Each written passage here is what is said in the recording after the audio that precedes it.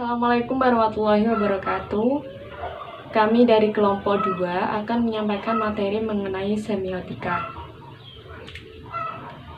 Yang pertama yaitu pengertian semiotik. Semiotik atau ada yang menyebut dengan semiotika berasal dari kata Yunani kuno, semion, yang berarti tanda. Tanda pada masa itu masih bermakna sesuatu hal yang menunjuk pada adanya hal lain. Secara terminologis, semiotik adalah cabang ilmu yang berurusan dengan pengajian tanda dan segala sesuatu yang berhubungan dengan tanda.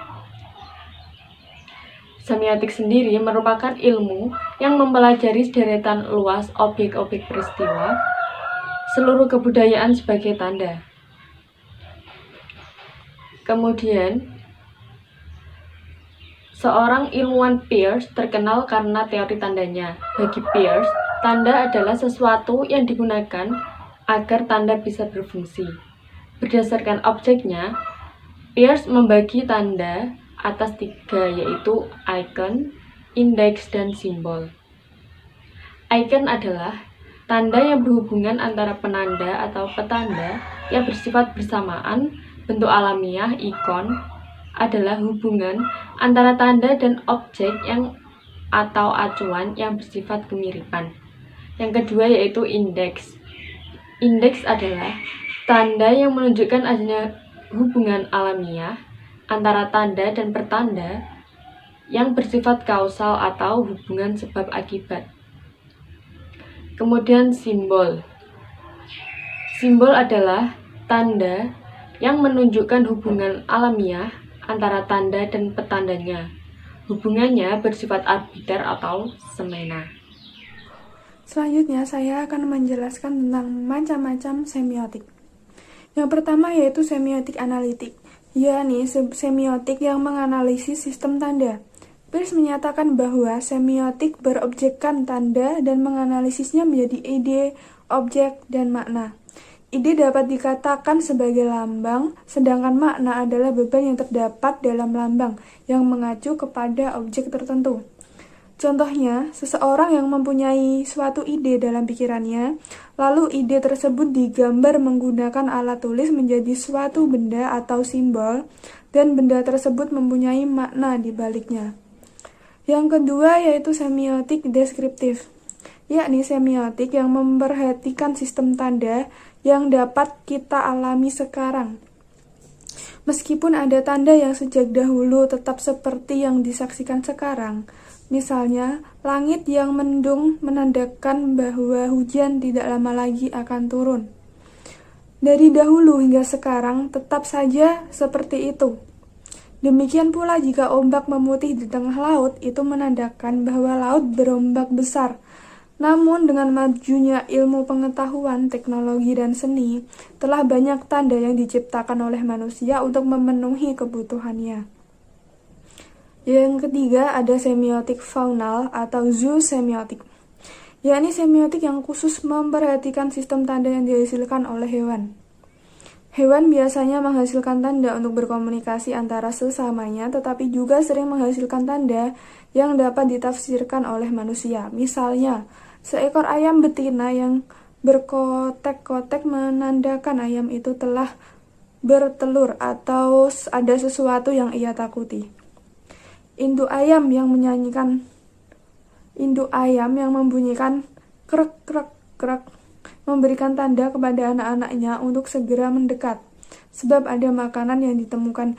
Juga seorang yang berangkat terpaksa mengurungkan waktu keberangkatannya beberapa saat, sebab mendengar bunyi cecak yang ada di depannya. Tanda-tanda yang dihasilkan oleh hewan seperti ini menjadi perhatian orang yang bergerak dalam bidang semiotik faunal. Ya, dan yang keempat ada semiotik kultural, yakni semiotik yang khusus menelaah sistem tanda yang berlaku dalam kebudayaan masyarakat tertentu. Telah diketahui bahwa masyarakat sebagai makhluk sosial memiliki sistem budaya tertentu yang telah turun-temurun dipertahankan dan dihormati. Budaya yang terdapat dalam masyarakat juga merupakan sistem itu menggunakan tanda-tanda tertentu yang membedakannya dengan masyarakat yang lain. Contohnya, Budaya orang NU adalah adanya tahlilan, sholawatan, dan lain-lain. Melanjutkan pemaparan mengenai macam-macam semiotik, yang selanjutnya yang nomor 5 yaitu semiotik naratif, yakni semiotik yang menelaah sistem tanda dalam narasi yang berwujud mitos dan cerita lisan. Telah diketahui bahwa mitos dan cerita lisan ada di antaranya memiliki nilai kultural yang sangat tinggi.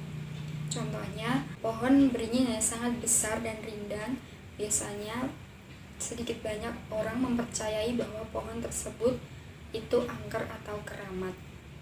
Yang keenam, semiotik natural, yakni semiotik yang khusus menelaah sistem tanda yang dihasilkan oleh alam. Air sungai keruh menandakan di hulu telah turun hujan, dan pohon yang daunnya menguning lalu gugur. Alam yang tidak bersahabat dengan manusia, misalnya banjir atau tanah longsor. Dalam hal ini sebenarnya memberikan tanda kepada manusia bahwa manusia telah merusak alam. Kemudian yang ketujuh, semiotik normatif, yakni semiotik yang khusus menelaah sistem tanda yang dibuat oleh manusia yang berwujud norma-norma, misalnya rambu-rambu lalu lintas. Di ruang kereta api juga sering dijumpai tanda yang bermakna dilarang merokok.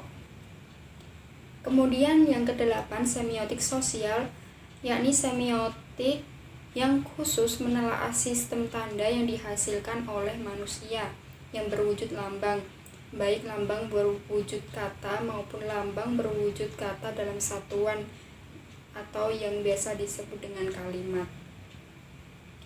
Yang terakhir, yang kesembilan, yaitu semiotik struktural, yakni semiotik yang khusus menelaah sistem tanda yang dimanifestasikan melalui struktur bahasa. Selanjutnya, pemaparan mengenai model-model dalam semiotik akan dijelaskan oleh Mbak Ika. Assalamualaikum warahmatullahi wabarakatuh. Nama aku Eka Diviana, NIM 184021037. Kali ini aku mau memaparin materi tentang model-model semiotika. Tapi sebelum masuk ke situ, aku mau ngingetin kalian lagi tentang pengertian semiotika. Semiotika ini adalah ilmu yang mengkaji tentang sebuah tanda dan hal-hal yang berhubungan dengan tanda. Nah, langsung aja ya kita masuk dalam model dalam semiotika. Model dalam semiotika ini itu mengacu pada proses komunikasi yang disebut dengan Fiske. Fiske ini itu menyebutnya sebagai model struktural. Model yakni seperti anak panah yang menunjukkan relasi di antara unsur-unsur perciptaan makna. Model struktural ini tidak mengasumsikan adanya tahapan dalam sebuah pesan, melainkan memusatkan perhatiannya pada analisis dari sebuah relasi terstruktur yang memungkinkan sebuah pesan itu menandai sesuatu. Kemudian nih teman-teman, ada ahli yang bernama Page ini itu memaparkan bahwa ada 3 elemen utama dalam semiotika, yakni ada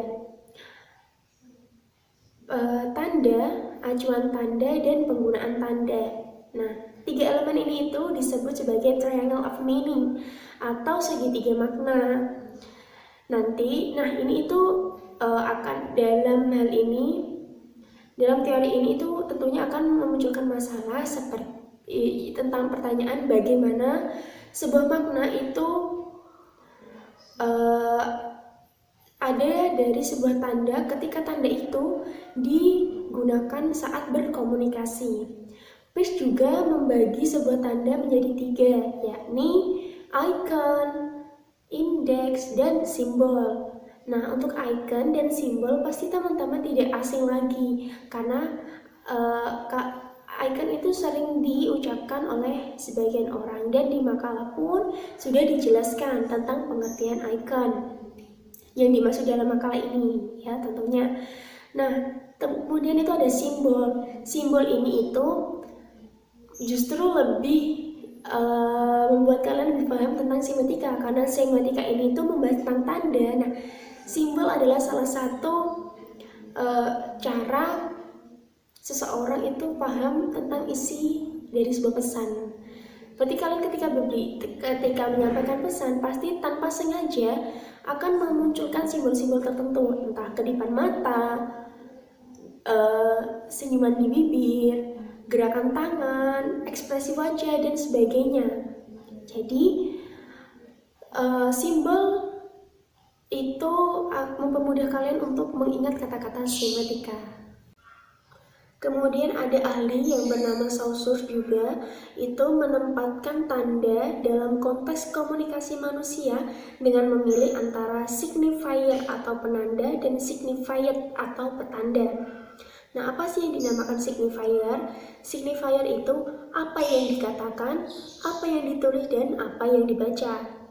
Kemudian, apa sih itu signifier atau petanda? Petanda itu adalah gambaran mental dari bahasa. Kalau signifier ini itu dibuat oleh manusia dan ditentukan sesuai dengan kultur dan subkultur yang dimiliki manusia tersebut. Kenapa demikian? Karena signifier ini itu berhubungan dengan bahasa, jadi harus disesuaikan dengan kultur dan subkulturnya.